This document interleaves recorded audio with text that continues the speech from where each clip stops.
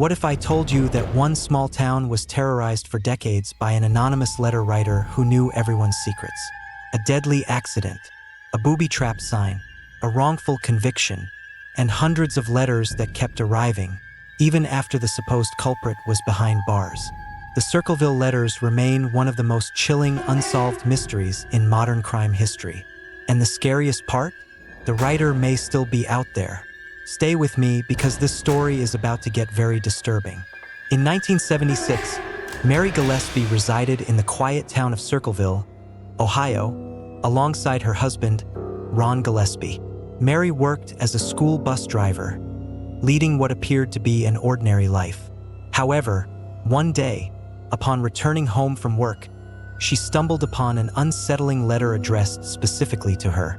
There was no return address, and the postmark indicated it had been sent from Columbus, Ohio. The letter contained a chilling message. Someone claimed to know about an alleged affair between Mary and the school superintendent. The writer demanded that she confess and end the relationship immediately. If she failed to comply, severe consequences would follow. The letter also warned that her home was under surveillance and that the writer was aware of her children's existence. Shaken, Mary feared for her safety and that of her family. However, unsure of how to respond, she chose to disregard the message, hoping it was a prank that would soon fade away. But within a week, another letter arrived, this one more aggressive in tone, emphasizing that the threats were serious and that she needed to stop ignoring them. Despite her growing anxiety, Mary once again chose not to respond. The following day, Ron collected the mail and found a letter addressed to him. Like the previous ones, it lacked a return address and had been postmarked from Columbus. The message inside was alarming. The sender insisted that Mary was being unfaithful and demanded that Ron confront her. If he failed to act, not only would he be in danger, but the scandal would be publicly exposed through billboards, radio broadcasts, and television. Ron was stunned. He had never suspected Mary of any wrongdoing and struggled to process the accusations. He immediately confronted her, showing her the letter. Mary admitted she had also received similar messages, but had dismissed them as nonsense. She vehemently denied the allegations, assuring Ron that there was no truth to them. Trusting his wife, Ron decided to ignore the threats, believing the situation would resolve itself. A week later, another letter arrived for Ron, reiterating the same threats and warning that time was running out. Now deeply disturbed, Ron and Mary decided it was time to involve their inner circle. They confided in Ron's sister, her husband Paul Freshour, and Paul's sister, hoping for advice on how to handle the anonymous harassment. As the group discussed the matter, Mary had a strong suspicion about who might be behind the letters. Though the identity of this individual remains unknown, she felt it was necessary to take action. She and Ron decided to send a letter of their own, warning the suspected writer to stop or face legal consequences. While there was no confirmation that their message was received, the letters did stop, at least temporarily. Then, in August 1977, the situation took a tragic turn. One evening, while Mary was out, Ron was at home with their children when he received a phone call. His demeanor instantly shifted. His kids recalled that he went from calm to furious in seconds. He told them he was going to confront the person responsible for the letters. Ron grabbed his fire weapon, got into his truck, and sped off as if he knew exactly where to go. But within minutes, tragedy struck. Ron's vehicle crashed into a tree, and he passed away on impact. When authorities arrived at the scene, they found his fire weapon had been fired once, though there was no evidence of who or what he had shot at. Initially, investigators suspected foul play. However, the sheriff later ruled the incident an accident, claiming Ron had been intoxicated, with blood alcohol levels above the legal limit. This ruling made little sense to Ron's family. They insisted that he was not a drinker, and his children maintained that he had not consumed alcohol that day. Suspicions deepened when, following Ron's death, anonymous letters began flooding Circleville and surrounding areas, expanding their reach beyond just Mary and her family. These letters not only continued the accusations against Mary, but also suggested that the sheriff's department was covering something up regarding Ron's death. Mary, now widowed and terrified, found herself at the center of a relentless smear campaign. For years, the letters continued, exposing her supposed secrets and stirring speculation throughout the community. In 1983, she finally admitted that she had, in fact, engaged in a relationship with the school superintendent. However, she maintained that the affair began after the letters arrived, not before. Whether this was true or not, it no longer mattered. The revelation did nothing to stop the letters. If anything, it fueled them further. The harassment escalated to a new level. While driving her school bus route, Mary noticed signs and billboards appearing along the roads, each one condemning her actions and painting her in a disgraceful light. No longer just frightened, Mary became furious. The torment she had endured for years had transformed from fear into anger. One fateful day in 1983, Mary Gillespie spotted yet another sign along her bus route, one of many public displays condemning her. Frustrated, she pulled over, marched toward the sign, and tore it down. But as she did, something unusual caught her eye.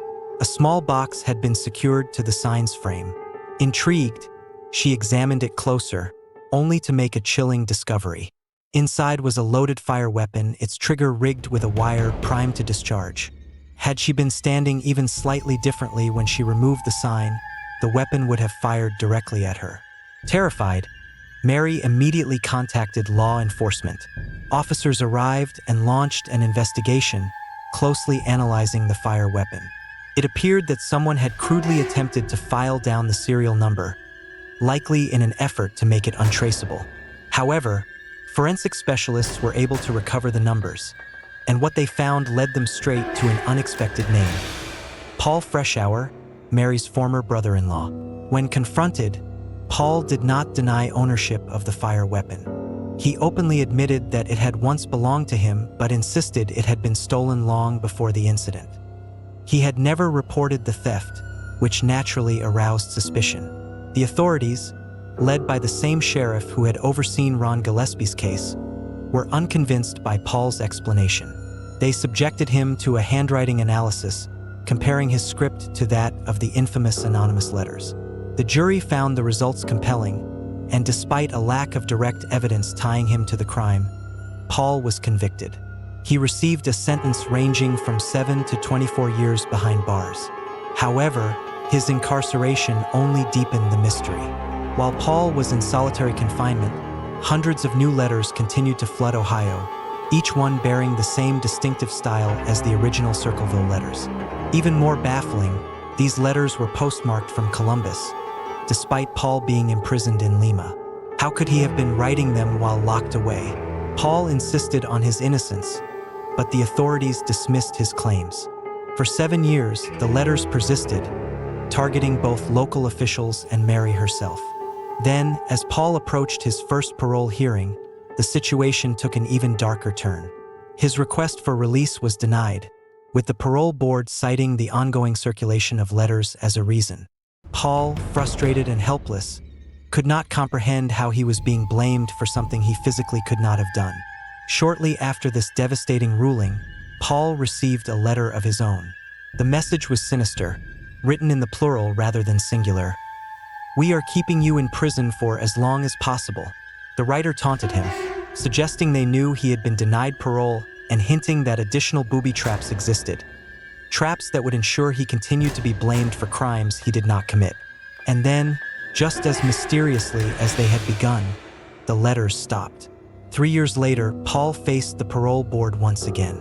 This time, with no new letters appearing, he was granted release. He maintained his innocence until his death in 2012, insisting that he had been framed for a crime orchestrated by someone else. In 1993, the very year of Paul's release, the television show Unsolved Mysteries took an interest in the case. As their team began researching the baffling events, they received an anonymous warning. A letter, postmarked from Columbus, arrived at their office, written in the same distinctive handwriting. It read, "If you come to Ohio, you sickos will pay." Undeterred, the show's producers pressed forward with their investigation.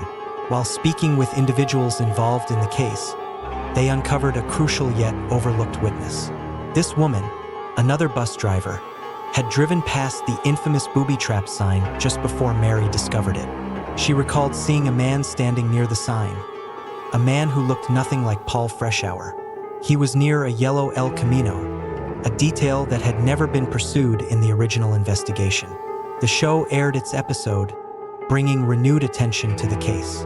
But despite the disturbing inconsistencies, authorities refused to reopen the matter. The official stance remained unchanged. Paul was the culprit, and the case was closed. Journalist Martin Yant, along with many others, remained unconvinced. Yant identified 3 alternative suspects who could have been responsible for the letters. The first was the school superintendent, Mary's alleged lover. The second was a co-worker of Mary's, rumored to have been infatuated with her. The third was Paul Freshour's ex-wife, who had moved on to a new relationship after their divorce. Her new partner, intriguingly, bore a strong resemblance to the man seen near the El Camino, and one of his relatives even owned a car matching that description. Yet, despite these revelations, law enforcement showed no interest in reopening the investigation. To this day, the true identity of the Circleville letter writer remains one of the most perplexing mysteries in modern crime history. Whether it was a single individual or an organized group, their motives and identities remain elusive. One thing is certain: the Circleville letters were far more than a simple case of harassment. They were a tangled web of fear, deception, and possibly a wrongful conviction that changed lives forever. Decades later, the Circleville letters remain an unsolved enigma. Was it one person, a group, or something far more sinister? Paul Freshour went to his grave claiming he was framed. But if he wasn't the writer, then who was? And why did the letters suddenly stop? Let me know your theories in the comments. And if you love unraveling real-life mysteries, make sure to like, subscribe, and turn on notifications, because the truth is always stranger than fiction.